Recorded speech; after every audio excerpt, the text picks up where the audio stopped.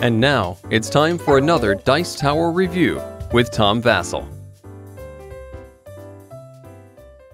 Hey folks, today we're taking a look at a game called Spy or Die Trying, which is set in the 60s, and you can see here that you're going to be playing one of these spies, or you're playing Samuel Jackson from the Avengers, who is apparently a mastermind of evil. Well, I guess it's not Samuel Jackson, but anyhow, it's a team versus team game where one person's playing the bad guy, other people are playing multiple spies.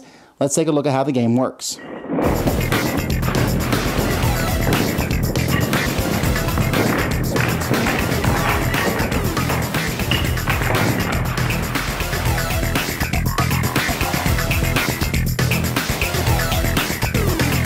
Here's the scientist's lair. And now the goal of this game is there's 3 different players who are trying to get in, and one player who is the mastermind.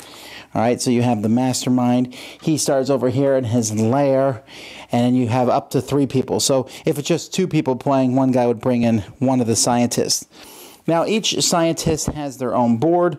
You can see there's Kim Parker. Here's Anna. Each person, when they start, they get a special ability. There's 3 different special abilities you can choose from.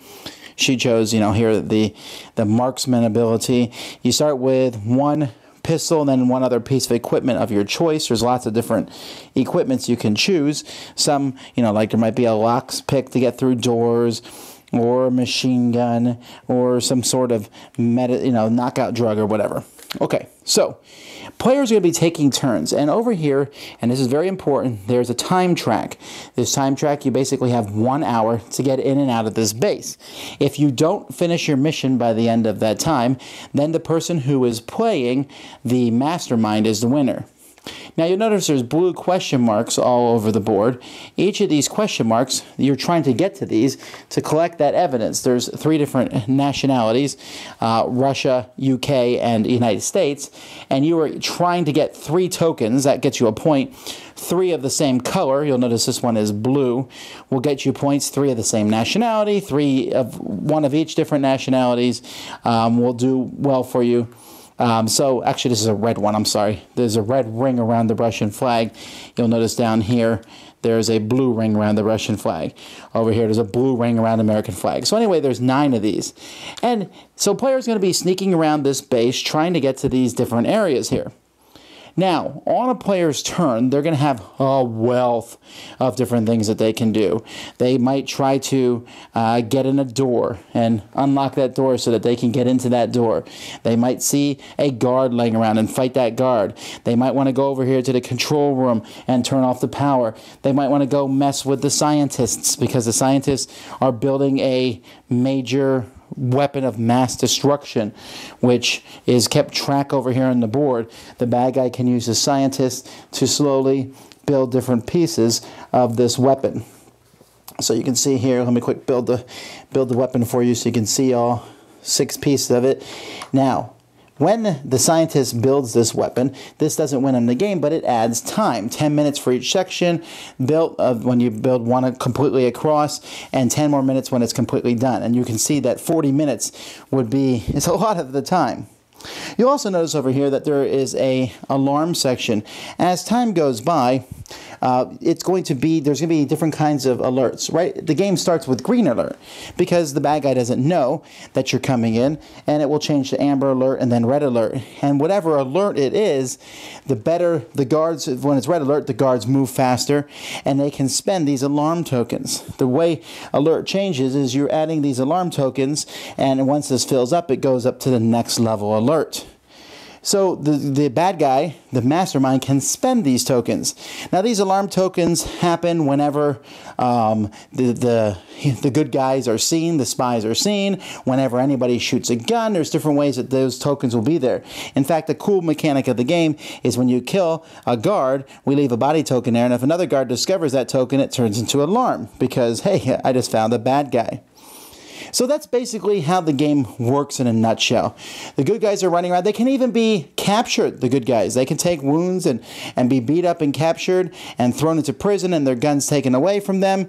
But then they can escape from prison and try to sneak attack people and get out of prison.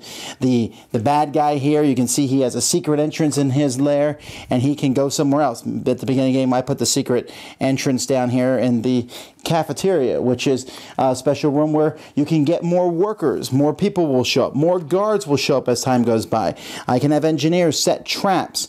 I can have people check the cameras. You see I have some cameras set on the board to find people. There's really a lot of different things you can do, but there's a limited amount of time.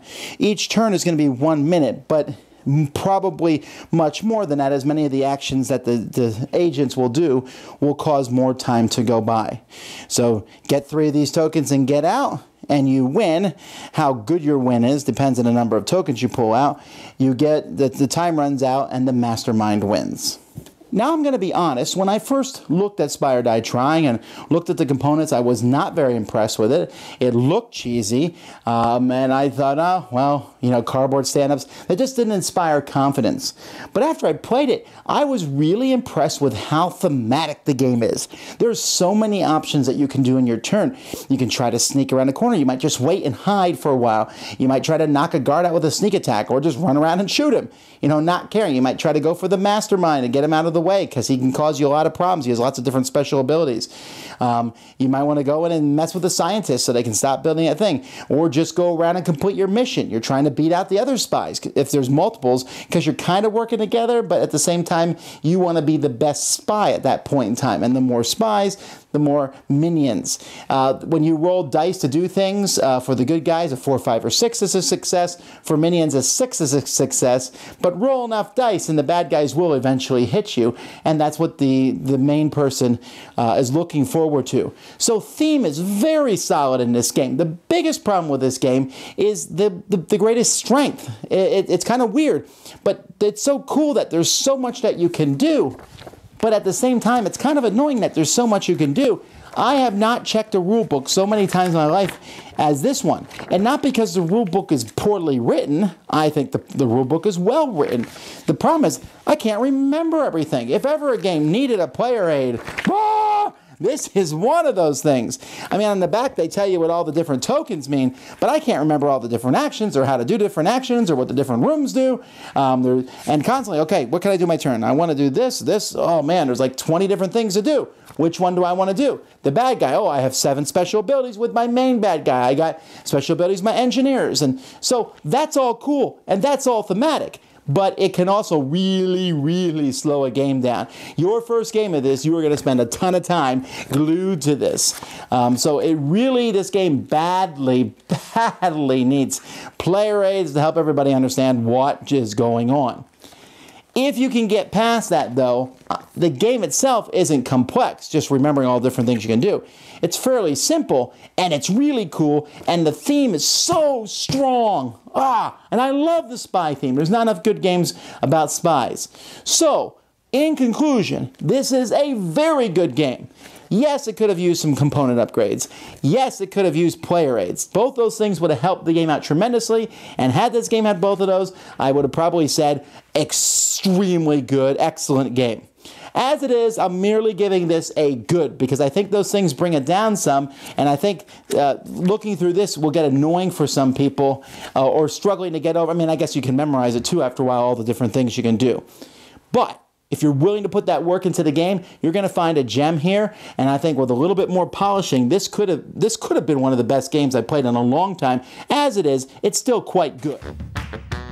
Thanks so much for watching the Dice Tower videos. Find more great videos and reviews, as well as our top-rated audio podcast at Dicetower.com. You can also find other great shows at Dicetowernetwork.com. I'm Eric Summerer, and you've been watching The Dice Tower. The Dice Tower is sponsored by Cool Stuff Inc., where you can find great games for great prices. Cool stuff in stock. Check them out at CoolStuffInc.com. Shut the door!